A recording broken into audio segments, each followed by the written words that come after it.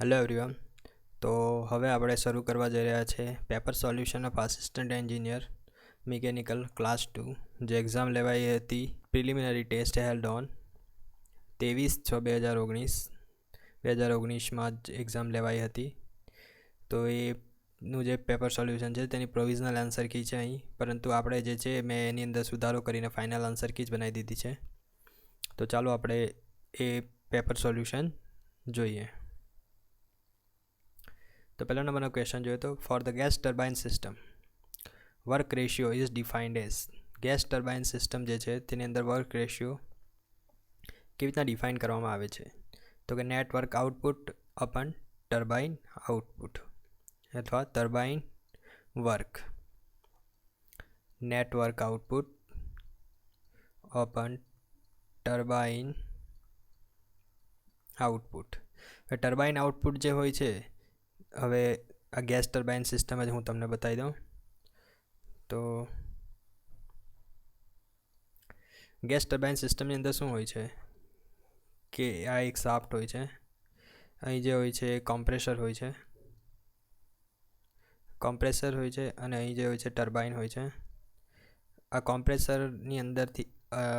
કોમ્પ્રેસરની અંદર એર જાય છે અને જે કમ્પ્રેસ્ડ એર બહાર આવે છે. કમ્પ્રેસ્ડ એર પછી કમ્બશન ચેમ્બરમાં જાય છે. કમ્બશન ચેમ્બરની અંદર ગેસ પ્લસ એર હોય છે અને એને સ્પાર્ક કરીને ઇગ્નિશન કરવામાં આવે, જેથી હાઈ પ્રેશરાઇઝ ગેસ જનરેટ થાય છે. એ ગેસને એક્સપાન્શન માટે ટર્બાઇનની અંદર મોકલવામાં આવે છે. ટર્બાઇનમાં એક્સપાન્ડ થઈને ગેસ બહાર નીકળે છે અને અહીં જે શાફ્ટ છે એની અંદર તમને વર્ક આઉટપુટ મળશે.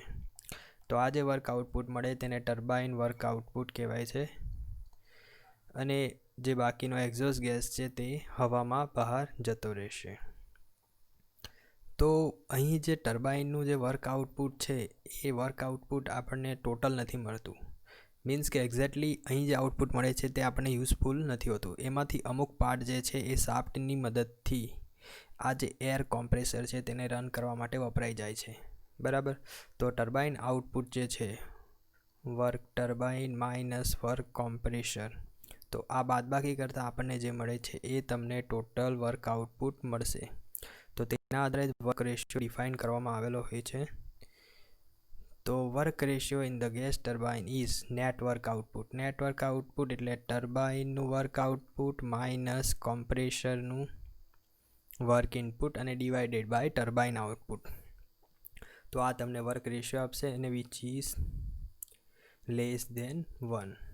બરાબર. ક્વેશ્ચન નંબર 102 જોઈએ તો refrigerating machine working on the reverse Carnot cycle tax 2 kilowatt પર મિનિટ. 2 કિલોવોટ પર મિનિટનું વર્ક ઇનપુટ લે છે. While working between temperature limit 300 kelvin અને 200 કેલ્વિનની ટેમ્પરેચર લિમિટની વચ્ચે વર્ક કરે છે, ત્યારે 2 કિલોવોટનું વર્ક ઇનપુટ લે છે. તો COP શોધો અને વર્ક કન્ઝ્યુમ્ડ બાય સાયકલ શોધો. તો અહીં તમે જોઈ શકો છો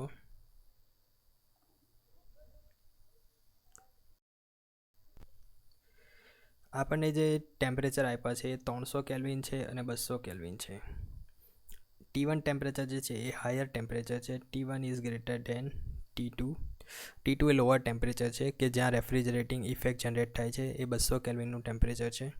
એ 200 કેલ્વિનનું ટેમ્પરેચરવાળો જે સોર્સ છે તેમાંથી Q2 હીટ એબ્સોર્બ થાય છે.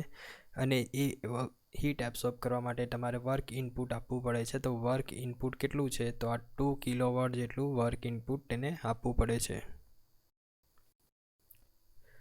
કાર્નોટ સાયકલ ટેક્સ ના વર્ક ઇનપુટ તમને આપ્યું નથી. બરાબર, વર્ક ઇનપુટ નથી આપ્યું.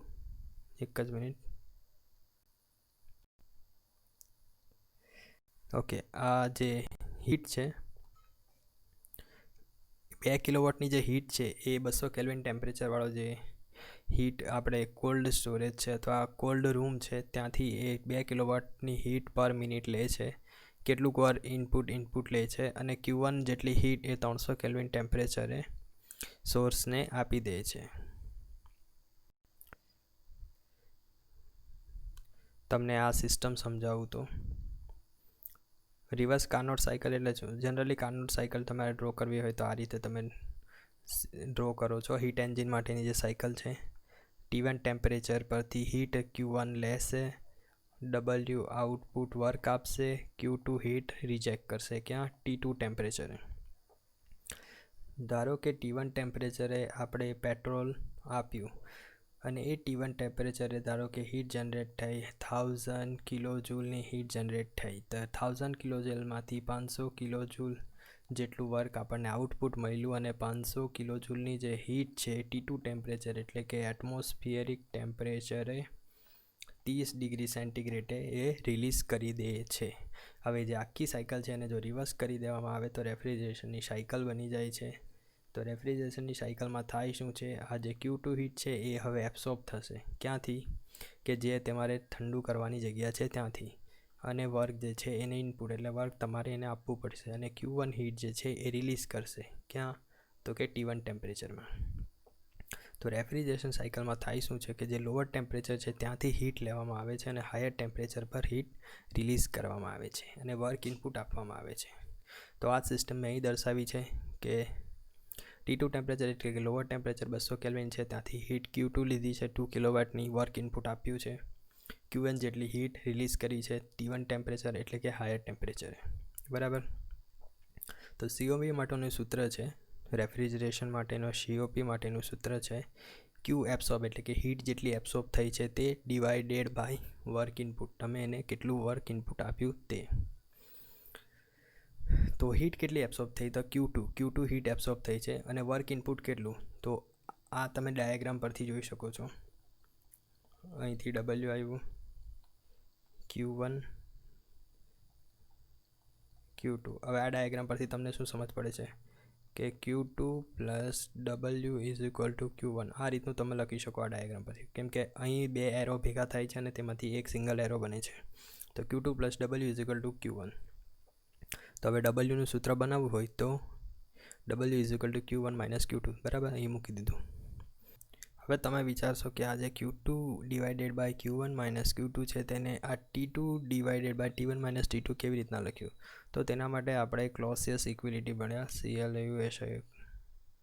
ક્લોસિયસ ઇનઇક્વિલિટી ભણ્યા. ક્લોસિયસ ઇનઇક્વિલિટી શું કહે છે? Whole integration dq by t is equal to 0 for the reversible cycle. બરાબર, મીન્સ કે કોઈ પણ સાયકલની અંદર જેટલી પણ હીટનું ઇન્ટરેક્શન થતું હોય અને તે જે ટેમ્પરેચરે થતું હોય તેનો સમેશન કરવામાં આવે તો તે 0 થાય છે. તો આપણે જે આ રિવર્સ કાર્નોટ સાયકલ જોઈ તેની અંદર કેટલી હીટ આવે છે? તો કે 2 હીટ આવે છે. એક Q1 બાય Q1 હીટ અને એ કેટલા ટેમ્પરેચરે લેવામાં આવે છે? T1. અને Q1 બાય T1 ટેમ્પરેચરે શું થાય છે કે તો હીટ રિજેક્શન થાય છે, તો આને નેગેટિવ લેવાનું. અને Q2 બાય T2 મીન્સ કે Q2 જેટલી હીટ એબ્સોર્બ થાય છે કેટલા? T2 ટેમ્પરેચરે, તો તેને પોઝિટિવ લેવાનું અને ઇઝ ઇક્વલ ટુ 0. તો આના અંદર તમે લખી શકો Q1 by T1 is equal to Q2 by T2. બરાબર, આના આધારે તમે લખી શકો છો. અને એનો મતલબ શું થાય છે કે Q1 by T1 is equal to Q2 by T2 તમે લખી શકો છો. એટલે કે Q1 is equal to Q1 T2 is equal to Q2 T1. હવે આને તમે રેશનલમાં બદલશો, બરાબર, તો ધારો કે Q2 વડે બધી જગ્યાએ ભાગી નાખીએ તો ઉપર રહી જશે 1, Q1 બાય Q2 માઇનસ 1. બરાબર, તો અહીં તમે Q1 બાય Q2 એટલે Q1 divided by Q2 is equal to T1 by T2 થઈ જશે. તો આ રહ્યો 1 અપન T1 બાય T2 માઇનસ 1. બરાબર, તો હવે આ T2ને આ રીતના લખશો તો T2 divided by T1 minus T2. બરાબર, આ ક્યાંથી કેવી રીતના આવ્યું તમને સમજ પડી ગઈ હશે. હવે તો આપણે વેલ્યુ જ મૂકવાની છે ટેમ્પરેચરની. તો 200 કેલ્વિન છે, 300 માઇનસ 200, તો તમને મળી જશે COP ઇઝ ઇક્વલ ટુ 2. બરાબર. હવે આપણે આમાં ક્વેશ્ચનમાં શું હતું કે COP શોધવાનો હતો. એક તો COP શોધવાનો છે, તે આપણને મળી ગયો આન્સર 2. કેટલો આન્સર આવ્યો? 2 આન્સર આવી ગયો COPનો. અને બીજું શોધવાનું છે power consume by the cycle. હવે COPનું એક બીજું સૂત્ર નહીં, આ સૂત્ર છે. તો COP is equal to Q absorb by W input. બરાબર, COPનું સૂત્ર છે Q absorb by W input. COPની વેલ્યુ આવી 2 ક્યુ એબ્સોર્બ આવ્યું 2 કિલોવોટ પર મિનિટ આપેલું છે રકમની અંદર.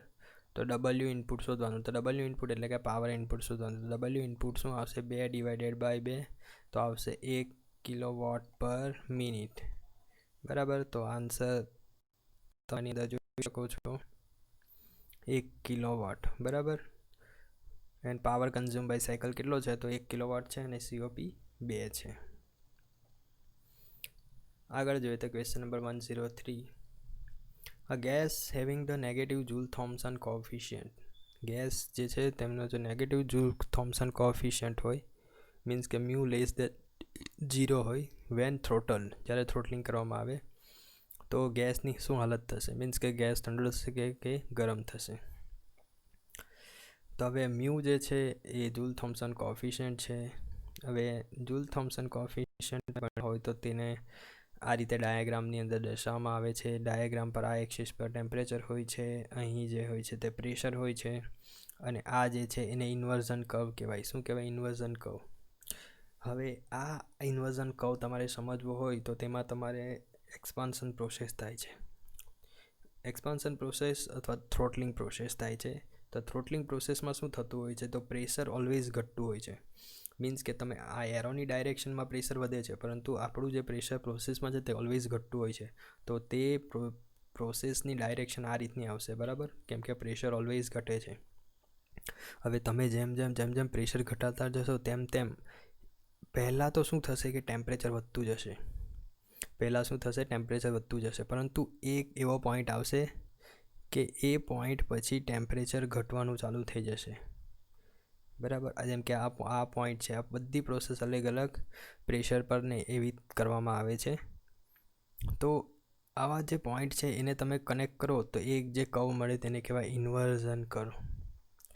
આ ઇન્વર્ઝન કર્વની લેફ્ટ સાઈડ જો પ્રોસેસ થતી હોય તો તેનું ટેમ્પરેચર ઘટશે, એટલે કે જે ગેસ છે તે ઠંડો થશે. અને જો રાઈટ સાઈડની પ્રોસેસો હોય તો જે થ્રોટલિંગ પ્રોસેસ પછી જે ગેસ છે તેનું ટેમ્પરેચર વધશે. હવે Joule-Thomson કોએફિશિયન્ટને ડિફાઇન કરવામાં આવે છે mu is equal to curly T by curly P, એટલે ટેમ્પરેચરનું વિકલનની સાપેક્ષે પ્રેશરનું વિકલન. હવે જે કર્લી પી છે એટલે કે ચેન્જ ઇન પ્રેશર છે તે તો ઓલવેઝ નેગેટિવ જ હોય છે. બરાબર. હવે તમને ક્વેશ્ચનમાં શું આપેલું છે કે જે મ્યુ જે છે એ નેગેટિવ છે. બરાબર. હવે જો આ મ્યુની વેલ્યુ નેગેટિવ હોય તે મ્યુની વેલ્યુ નેગેટિવ ત્યારે જ થાય જ્યારે ટેમ્પરેચર ચેન્જ જે છે આ પોઝિટિવ હોય.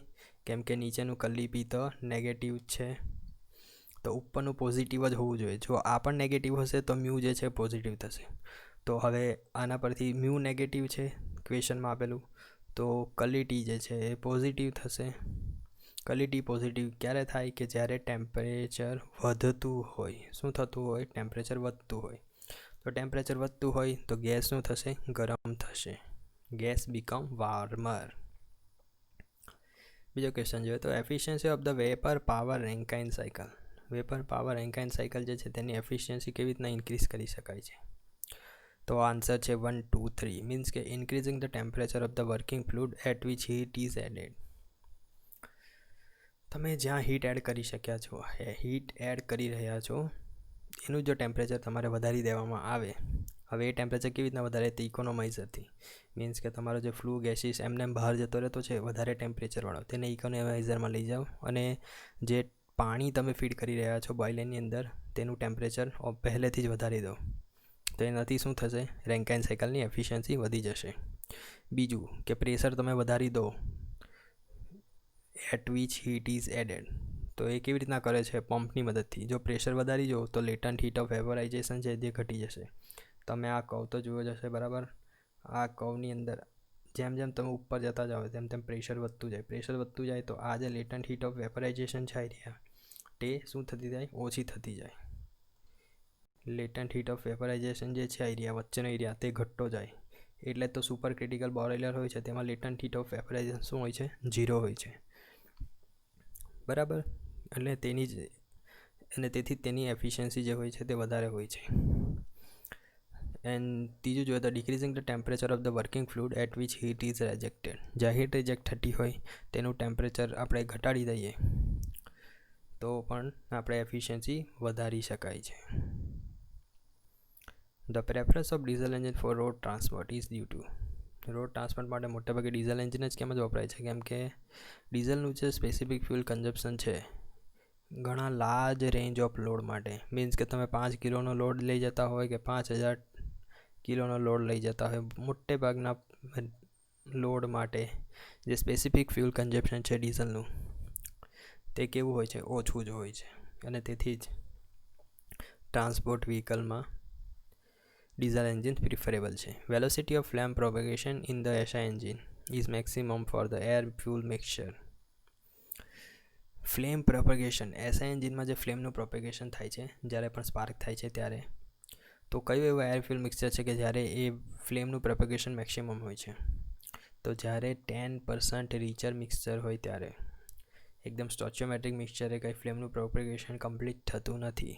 તો ફ્લેમનું પ્રોપેગેશન તમને વધારે જોઈતું હોય તો 10% રીચર મિક્સચર જોઈએ, બરાબર.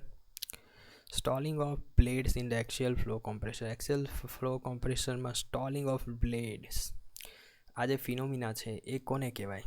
તો જે ટાઈમે તમારી બ્લેડ ફક્ત ફર્યા કરે પરંતુ જે ફ્લો વધવો જોઈએ એ ફ્લો વધે નહીં.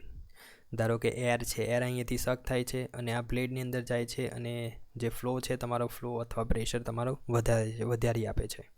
પરંતુ એક એવો ટાઈમ આવશે, હવે ધારો કે તમે અહીં સ્પીડ ઇન્ક્રીઝ કરશો, બરાબર, આ જે કોમ્પ્રેસર છે એની સ્પીડ ઇન્ક્રીઝ કરશો તો અહીં ફ્લોમાં વધારો જોવા મળશે. પરંતુ એક ટાઈમ એવો આવશે કે ગમે એટલી સ્પીડ વધારશો તો પણ અહીં ફ્લોમાં વધારો નહીં થાય, અને એ જે ફિનોમિના છે તેને કહેવાય સ્ટોલિંગ ઓફ કોમ્પ્રેસર. તો air stream not able to follow the blade contour.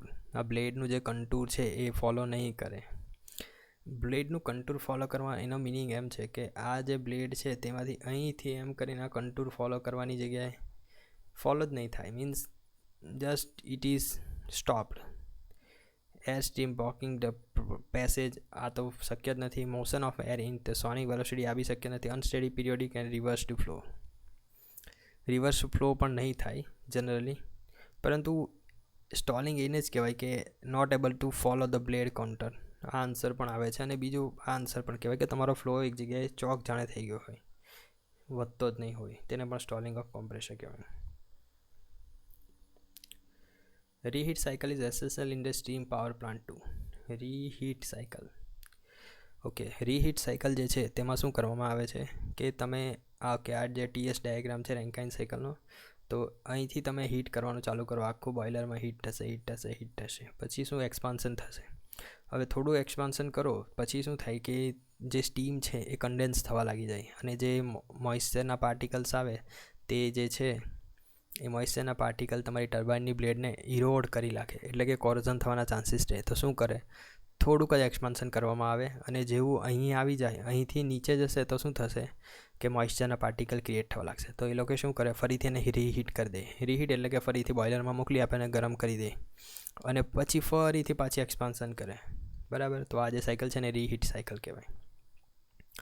હવે એ શાના માટે જરૂરી છે? તો to reduce the moisture content. Moisture content reduce કરવા માટે રિડ્યુસ કરે છે in the low pressure stages of turbine. Low pressure stage જે છે ટર્બાઇનના, તેમાં મોઇશ્ચર કન્ટેન્ટ રિડ્યુસ કરે છે so that the erosion and corrosion problems can be eliminated, કે જેથી કરીને ઇરોઝન અને કોરોઝનના જે પ્રોબ્લેમ છે તે એલિમિનેટ થઈ જાય. When the air is adiabatically saturated the temperature attained is. જ્યારે એર જે છે એડિયાબેટિકલી સેચ્યુરેટેડ થઈ ગઈ હોય ત્યારે ટેમ્પરેચર જે અટેન્ડ થાય છે તેને કહેવાય વેટ બલ્બ ટેમ્પરેચર. કયું ટેમ્પરેચર કહેવાય? Wet bulb temperature. Dry bulb temperature કોને કહેવાય? કે નોર્મલ થર્મોમીટર વડે તમે જે ટેમ્પરેચર માપો છો તેને કહેવાય ડ્રાય બલ્બ ટેમ્પરેચર. અને જ્યારે તમે બલ્બની ઉપર કોઈ વેટ ક્લોથ એટલે કે ભીનું કપડું લગાવી લો છો અને થર્મોમીટરનું રીડિંગ માપો છો, ત્યારે જે ટેમ્પરેચરનું રીડિંગ આવશે તે આવશે WBT, એટલે કે વેટ બલ્બ ટેમ્પરેચર આવશે. હવે આ બંને ટેમ્પરેચરમાં ચેન્જીસ કેમ આવ્યો? તો કે હવા જે છે, તે હવાની અંદર વોટરના પાર્ટિકલ હોય છે, પરંતુ એ વોટરના પાર્ટિકલ 100% નથી હોતા, એટલે કે એર જે છે એ સેચ્યુરેટેડ નથી હોતી. ધારો કે 50% છે તો 50% બાકીના એર પાર્ટિકલ જે છે તે આ વેટ બલ્બ એટલે કે ભીનો કપડાનો ટુકડો લગાડેલો છે તે ભીનામાંથી હવાની અંદર જવાની ટ્રાય કરશે અને હવાની અંદર જશે. તો જ્યારે પણ અહીંના પાર્ટિકલ હવાની અંદર જવાની ટ્રાય કરે છે તો હવાની અંદર જાય છે ત્યારે શું કરે, અહીંયા ઠંડુ પેદા કરે.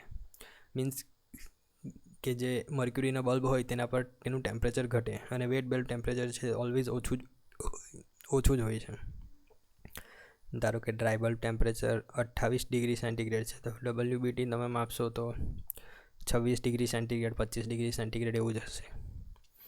પરંતુ હવે શું કરવામાં આવે છે કે આખી જે એર છે, હવા, તે હવાને તમે એક બોક્સની અંદર લઈ લો છો અને તેને 100% સેચ્યુરેટેડ કરી દો છો. એડિયાબેટિકલી 100% સેચ્યુરેટેડ કરી દો છો. હવે આનું જે ટેમ્પરેચર માપશો તે તમને WBT જ મળશે. કેમ કે WBT અને DBT આ બંને સેમ થઈ જાય છે એના માટે, બરાબર. તો એ જે આન્સર છે એને આવશે વેટ બલ્બ ટેમ્પરેચર. એકચ્યુઅલી આનો આન્સર બંને તમે એટલા માટે નહીં લખી શકો કેમ કે આ એડિયાબેટિકલી સેચ્યુરેટેડ કરવામાં આવી છે. હવે એડિયાબેટિકલી સેચ્યુરેટેડ કરવામાં આવી હોય ત્યારે જે ટેમ્પરેચર અટેન થાય તેને તો વેટ બલ્બ ટેમ્પરેચર જ કહેવાય. પરંતુ એ જે વેટ બલ્બ ટેમ્પરેચર છે ત્યાં એ જે વેટ બલ્બ ટેમ્પરેચર છે અને ડ્રાય બલ્બ ટેમ્પરેચર છે બંને એટ ધ ટાઈમ ઇક્વલ થઈ ગયેલા હોય છે. ક્વેશ્ચન નંબર 110 જોઈએ તો at the point of boundary layer separation, જ્યાં પણ બાઉન્ડ્રી લેયર સેપરેટ થતી હોય તો બાઉન્ડ્રી લેયર સેપરેશન ફિનોમિના તમે જોયો જ હશે. કંઈક આ રીતનો દેખાય છે. આ જે આખી છે એ કર્વડ બ્લેડ હોય છે. જ્યારે પણ અહીંથી કોઈ પણ સ્ટ્રીમ પસાર થાય છે, જેમ કે પાણી એની પરથી પસાર થતું હોય તો શું થાય છે કે આ જ્યાં એમ ટર્ન લેતું હોય, જ્યાં પણ આ બ્લેડ આમ આ રીતની ટર્ન લેતી હોય ત્યાં શું થાય, આ જે ફ્લો છે એ અહીંયા કેમ ચોંટીને જાય છે, બરાબર. પરંતુ હવે સેપરેટ થઈ જશે. દેખાય તમને આ સેપરેશન? બ્લેડ આ રીતનો શેપ છે પરંતુ હવે અહીંથી સેપરેટ થઈ ગયું. તો એ જ્યાં સેપરેટ થવાની ટ્રાય કરે ત્યાં જે આજે વેલોસિટી પ્રોફાઇલ છે તે શું થઈ જાય, જો સેપરેશન એકચ્યુઅલી અહીંથી થવાની સ્ટાર્ટ થઈ છે તો અહીં શું થાય, આ જે વેલોસિટી પ્રોફાઇલ છે તે ઊંધી ડાયરેક્શનમાં જવાનું ચાલુ થઈ જાય. તો આ જે પોઈન્ટ છે ત્યાં આગળ તમે જોશો તો curly V by curly Y જે છે એટલે કે વેલોસિટી ગ્રેડિયન્ટ તે અહીં 0 થઈ જાય. અને જ્યારે પણ વેલોસિટી ગ્રેડિયન્ટ 0 થાય તો તમારા આ સૂત્ર તો જાણો જ છો, μ du બાય dy. જ્યાં પણ વેલોસિટી ગ્રેડિયન્ટ 0 થાય ત્યાં શું થાય, શિયર સ્ટ્રેસ 0 થઈ જાય. તો આન્સર આવશે at the point of boundary layer separation shear stress is 0. So thank you so much for watching this video. Next વિડીયોમાં આપણે બાકીના બીજા ક્વેશ્ચન્સ જોઈશું. Bye bye, see ya, take care.